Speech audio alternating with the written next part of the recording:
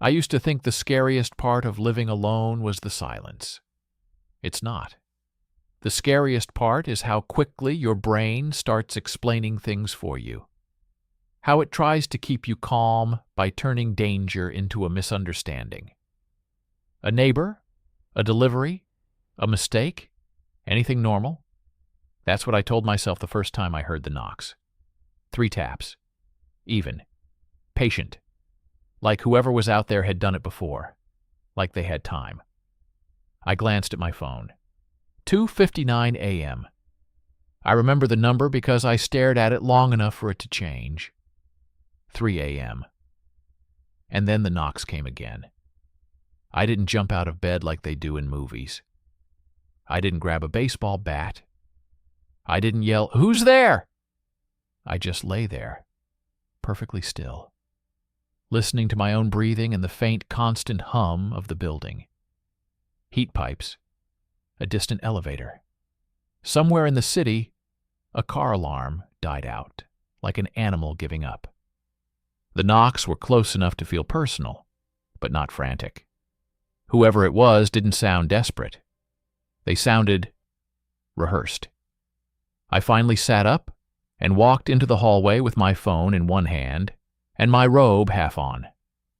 My apartment is small, 1 bedroom, a narrow hall, then the living room and front door. Nothing fancy. No security system. Just a deadbolt.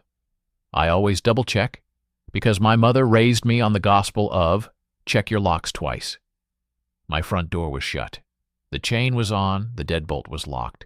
The line of light under the door was thin, pale. The hallway's emergency bulb. My peephole warped the corridor like a fisheye lens. I leaned in. At first I saw nothing. Empty hallway, the opposite door, a scuffed patch of carpet, a bulletin board with old notices, and a torn ad for piano lessons. Then a shadow slid into view, just the edge of a body, standing off to the side, not centered, not where someone who wanted to be seen would stand. My throat tightened. A man's voice came through the door, calm, polite, not loud enough for the whole floor to hear. "Hey. Sorry to wake you." I didn't answer. He continued anyway, like he expected silence. "I think there's an issue in the building. Something's wrong with the water line. I'm with maintenance." Maintenance. At 3 in the morning. That should have ended it right there. That should have been my cue to call someone. But here's the truth. When someone speaks with confidence, your brain wants to believe them. It's easier than believing you're in danger. "I just need to confirm something," he said. "Can you open the door for a second? It'll take 2 minutes." He didn't sound angry. He didn't sound creepy. He sounded like a man who was tired of being awake. I still didn't move. "Ma'am?" He tried again, and that single word hit me hard. Because he was right. I am a woman, and I'd never said a word. I stared at the deadbolt like it could protect me from the fact that he knew exactly who was inside. My phone felt slippery in my hand. I raised it and quietly turned the camera on. Not to record him, just to make sure the screen was awake, the signal present. Something to anchor me. The man sighed softly, like he was disappointed. "Okay," he said. "Listen, I'm going to level with you. We have a leak reported from this unit. If we don't check it, it could spread." A pause. "And if it spreads, the building charges you." There it was. The pressure. The manipulation. A threat wrapped in procedure. I swallowed and spoke for the first time. "I'm not opening the door." Silence. Then the man's tone shifted a fraction. Not aggressive, not loud, just colder. "I understand. Can you at least come to the peephole? I can show you my badge." I held still. He knew exactly where I was standing. He knew how the sound traveled in my apartment. He knew the distance. My stomach dropped. "No," I said again, and my voice sounded steadier than I felt. Another pause. Then the man knocked again. 3 taps, like punctuation. "All right," he said quietly. "I'm going to call the property manager." "They'll come up." My first instinct was relief. Good. Let someone official handle it. Then I realized something that made my skin prick. If he was really maintenance, he wouldn't need to threaten to call the manager. He would already have access. He would already be inside. The hallway went silent. No footsteps, no elevator, nothing. I leaned into the peephole again. The corridor was empty. I stayed there for a full minute, listening for the sound of someone walking away. There was nothing. It was like he'd evaporated. I returned to my bedroom and sat on the edge of the bed, phone in hand, trying to slow my heartbeat. I checked the time. 3:04 a.m. Only 4 minutes had passed. It felt like an hour. I opened my contacts and tapped my friend Lena, the only person I knew who would answer at this hour because she worked nights. It rang once, then went to voicemail. I tried again. Straight to voicemail. I tried texting. "Someone was knocking," said maintenance. The message hung without sending. No error, just waiting. My signal bars were there. Wi-Fi was on. But nothing moved. A chill climbed up my spine, slow and certain. I stood and walked into the living room, holding my phone up like it could sniff out the problem. The Wi-Fi symbol flickered once, then stabilized again. Still no texts, no calls. I opened a news site. The page loaded halfway and froze. That was when I heard it. Not knocking. A soft scrape near my door, like something brushing the metal. I didn't go back to the peephole. I didn't want him to catch the shape of my eye, my movement, anything. I backed away instead, quietly, and locked myself in the bathroom with my phone. Yes, it was stupid. No, I don't know why I did it. Panic doesn't make good strategies. It makes hiding places. I sat on the closed toilet lid and held my breath. And then my phone buzzed. A message came through, delayed, like it had been floating in the air and finally landed. Unknown number. Open the door. My blood went cold. Another buzz. We are trying to help you. Another. The leak is real. I stared at the screen until my vision blurred. Then I typed with shaking thumbs. Who is this? 3 dots appeared, then vanished. A final message arrived. Don't make this hard. I didn't reply. I couldn't. I stayed there in the bathroom until the sun came up and the world looked normal again. My phone started working at 7:12 like nothing had happened. Messages delivered. Calls went through. The internet loaded instantly, cheerful and ignorant. I convinced myself it was a scam. A weird attempt to get me to open the door. A one-off. Something that happened to other people in other buildings. The kind of story you tell and everyone says, "That's crazy." And then life moves on. It would have ended there if it hadn't happened again. Not the next night. Not even the next week. It happened 13 days later. 13 days is just enough time for your fear to fade into embarrassment. Just enough time for your nervous system to stop reacting to every creak and click. I'd almost laughed at myself for how paranoid I'd been. I'd bought a cheap door wedge from the hardware store and then kept forgetting to use it. That night, I was asleep by midnight. I had work early. I'd had a long day. At 2:58 a.m., my phone buzzed once, an empty vibration with no notification. I woke up, annoyed. Then I saw the time change. 3 a.m. 3 taps on my door. I sat up so fast I felt dizzy. The knocks came again. 3 taps. I didn't move. I didn't breathe. Then a different voice came through the door. Female. Soft. Controlled. "Hi, I'm so sorry. Please don't be scared." My stomach flipped. "This is going to sound weird," the woman continued, "but I think someone is in your apartment." My heart slammed. I stared at my bedroom door like it might open. "What?" I whispered, and hated myself for speaking. "I'm your neighbor," she said. "I'm in 4C. I heard something, like a man trying your lock." A pause. "Please open the door. We can call the police together." My mind raced. I didn't know a 4C. I'd never met the person in 4C.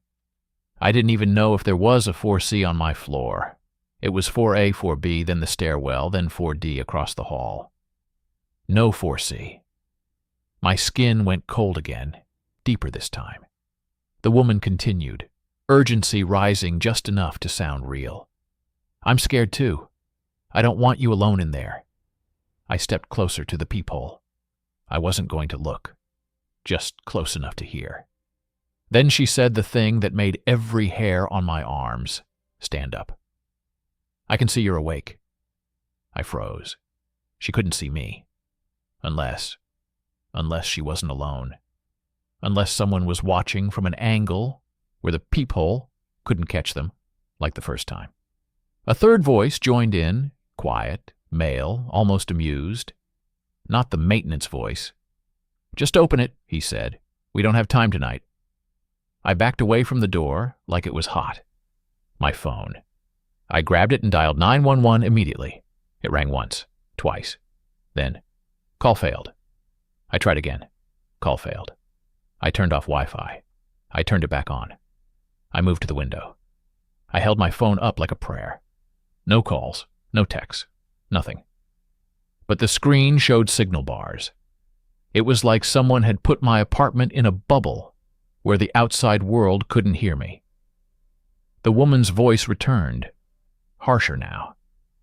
"We can hear you moving." The male voice laughed softly. "Door wedge won't help," he said, and my chest tightened because I hadn't told anyone about the wedge. I hadn't even used it yet. It was still in its packaging in the drawer. I stared at the drawer. I hadn't opened that drawer in days. "How do you—" I started, then stopped, because the answer was worse than any explanation my brain could make. They'd been inside before. Not tonight. Before. The lock on my door clicked. Just a test. Not the deadbolt. Something else. Then I heard the faintest sound, low and metallic, like something pressed against the peephole from the outside. A scraping that made my teeth ache. The male voice said, very softly, like he was sharing a secret, "We don't need you to open it, you know." My stomach dropped. "We just prefer it." I didn't think. I acted. I ran into the kitchen, grabbed my keys, grabbed my phone, and sprinted to my bedroom window.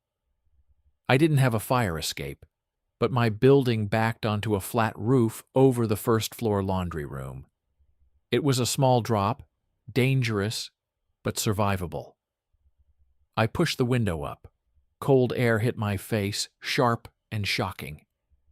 Behind me, at the front door, I heard pressure, like someone leaned their full weight against it, testing the frame. I climbed out.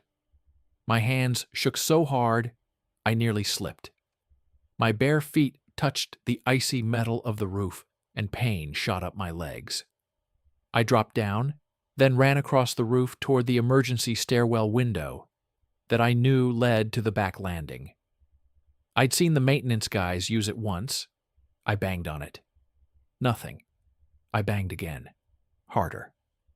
Inside, the hallway light flickered on the other side of the glass. A face appeared. An older man, wide-eyed, confused.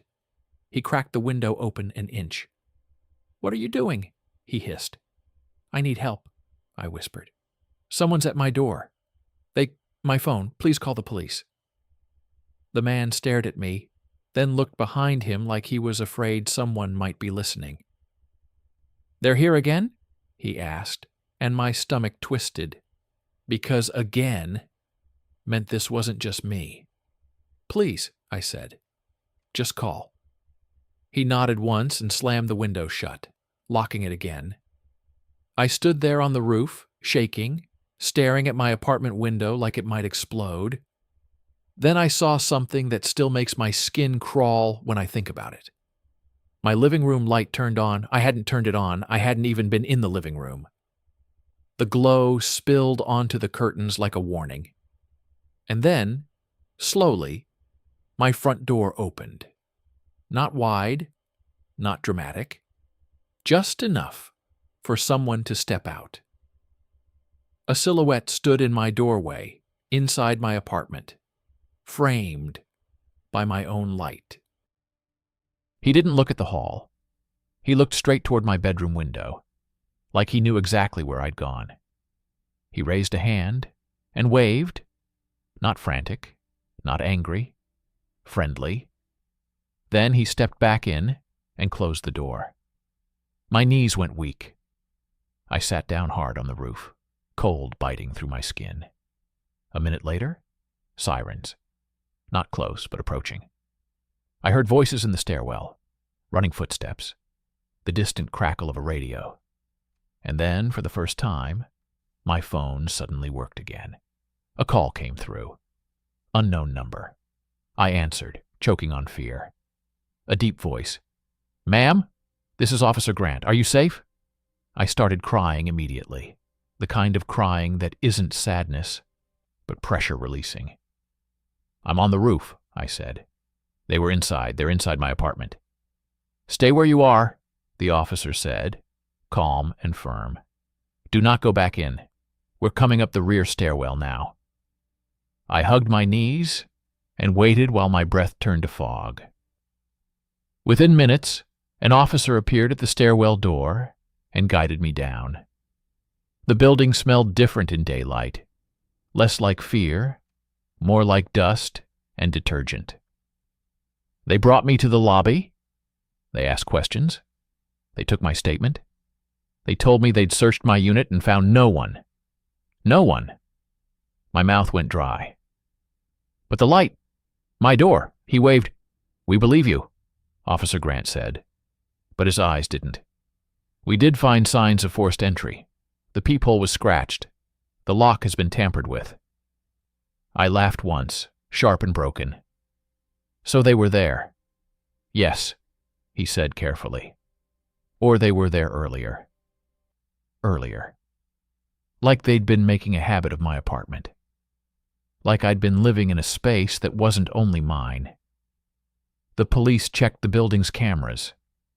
The property manager showed up, pale and defensive. Lena, peppermint, and forced smiles. And that's when the story stopped being a personal nightmare and became something uglier. A pattern. There had been other knocks, other doors, other residents. Always around 3. Always a calm voice. Always a reason to open the door. Always a failure of calls or Wi-Fi reported by the person inside. At first, the police thought it was superstition, a coincidence. 3 a.m., the hour when people are most exhausted, most vulnerable, least likely to think clearly. But Officer Grant had a different theory. He said it quietly, like he didn't want the word to echo. A jammer. I blinked. Like a signal jammer. He nodded. Illegal device. Short range, blocks calls, blocks Wi-Fi. Not perfect, but enough to keep someone isolated. My stomach flipped. So they planned it. Yes, he said. They're not trying random doors. They're targeting. He didn't say the next part out loud, but it was there in the space between us. They targeted me. I asked him why. Officer Grant stared at my door, then at the mailboxes, then back at me. "Because you live alone," he said. Because your routine is predictable. Because you always come home late. Because you don't have anyone who would notice right away. He said it without blame. Just fact. That was the second time I felt like my life had been read like a file. I moved out that week. Not dramatically. No movers. No goodbyes. I packed essentials and left the rest for later, like an animal abandoning its den. I stayed with Lena for a month while the police investigated. I changed locks on the new place. I bought a doorbell camera. I told myself I was being smart, not paranoid. And for a while it worked. Weeks passed. Then months. The story started to feel like a scar. Still there, but not bleeding. Until I got a package. No return address. Just my name, written neatly. Inside was a small plastic bag. And inside that bag was my old door wedge. The one I'd never used. The one that had been in the drawer. A note came with it. 3 words. Printed. Not handwritten. We knocked first. I stared at the wedge so long my eyes hurt. Then I turned the note over. There were 3 small marks on the back. 3 vertical scratches. My hand shook as I called Officer Grant, voice trembling. He took the note. He photographed it. He bagged it as evidence. Then he did something I didn't expect. He looked tired. "Do you want to know the worst part?" he asked. I swallowed. "No." He nodded anyway, like he knew I didn't mean it. "We caught one of them," he said. "A runner. Young guy. Not the one who talks." My throat tightened. "And?" "And he told us the script," Grant said. "The words. The knock pattern. The timing." I stared at him. Grant continued, slowly, like he hated the sentence as much as I did. He said they practice the voice in the stairwell. They practice sounding harmless. They practice sounding official. They practice sounding scared. A pause. Because most people don't open the door for danger. He looked at me directly. They open the door to be kind. The case didn't end in a headline. It didn't become a viral story. It became a folder. A few arrests. A few court dates. A few bad men in cheap suits trying to look innocent. The main one, the calm voice, was never caught. They found evidence he existed. They found the jammer device on the young guy. They found copied keys in a locker. They found text scripts saved on a phone. But they never caught the one who spoke to me. The one who knew my unit number without asking. The one who waved at my window like we were friends. I tried to put it away anyway. I tried to reclaim the feeling of safety, piece by piece. I stopped checking the lock twice. I stopped jumping at hallway sounds. I stopped looking at my phone at night. And then almost a year later, I woke up at 2:59 a.m. to a single vibration. No notification. Just the screen lighting the dark. I stared at it, breath held, waiting for the minute to change. 3 a.m. Silence. No knocks. No voices. I sat up, heart racing anyway. Then my phone buzzed again. Unknown number. Good. I didn't understand at first. Then another message arrived. "You're still listening." My skin went cold in a way that had nothing to do with winter. I didn't answer. I didn't move. I listened. Nothing. Then, 3 taps. Not on the door. On the wall behind my bed. Tap. Tap. Tap. Controlled. Measured. Patient. Right next to my ear. A calm voice. So soft it could have been my own thought whispered through the darkness. "I told you. We prefer it when you open." I didn't scream. I couldn't. My throat locked. I just sat there, staring into the dark, while my body tried to decide whether to run or freeze, because in that moment I understood the real horror of that first night. It wasn't that someone knocked on my door at 3, it was that they learned what kind of person I was by how I refused. And once someone knows your pattern, they don't always need your door. Sometimes all they need is for you to listen, long enough to make room for them in your life. I never opened it. But the truth is, I did something else. I heard it. And now, every time my phone buzzes in the dark, even for something harmless, I feel my body tense, like it's waiting for 3 taps to follow. Because the scariest thing isn't the knock, it's the patience behind it. And the calm voice that keeps returning year after year, like it owns the hour. Like it knows you'll eventually make a mistake. Like it knows that even if you never open the door, you still live inside the same walls.